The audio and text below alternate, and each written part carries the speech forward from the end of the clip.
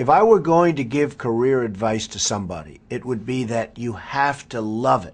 You have to really want it, and you have to love what you're doing. There are so many people that are forced through family pressure or something into doing something that they don't believe in, that they don't like.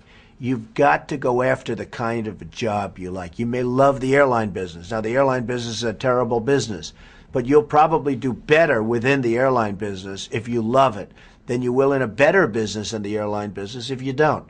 So you have to go into something that you like.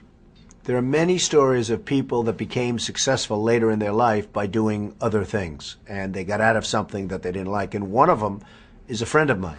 He was a failure on Wall Street. His family was very important and big on Wall Street, but he wasn't cut out for it. He wasn't tough enough for it. He probably wasn't smart enough for it, and he was a failure on Wall Street. And all of his life, he was just born to be on Wall Street, but it didn't work out that way. So he stayed, and he didn't do particularly well, but he stayed and stayed. And I used to tell him, just go out and do something else. But then what happened is, at his golf course, they made him the head of the greens committee. They were redoing all of the fairways, all of the greens. And they did it really because they felt sorry for him and nobody else wanted the job.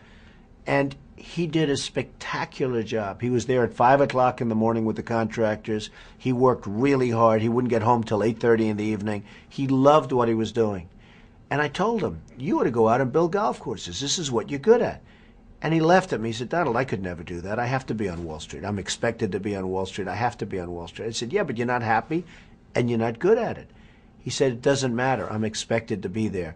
Well, he went back. He was miserable. And ultimately, about 5 years ago, he developed a golf course building business where he renovates and builds golf courses. He's doing a spectacular job.